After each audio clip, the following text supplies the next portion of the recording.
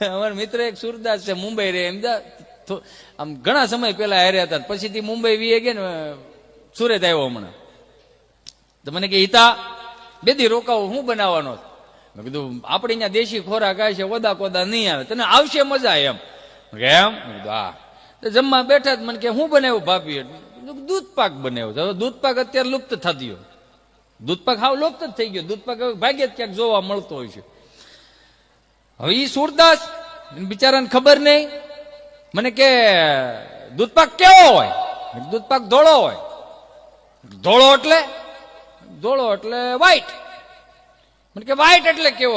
હું હલવાનો. મેં કીધું હવે વ્હાઈટમાં કેટલાક આગળ લઈ જવું? એટલે મેં કીધું વ્હાઈટ એટલે બગલા ગયો. મને કે તો બગલો કેવો હોય? પછી હું હલવાનો બગલો. મેં કીધું લે અહીંયા આઈ. મને કે બગલો આવો હોય? મેં કીધું હા. મને કે તો આ થોડો દૂધ પાક ગળે ઉતરે ગયા. બોલો, જેને જેને તમે ગમે શિફ્ટિંગ લેવાની ગમે એમ લઈ લે.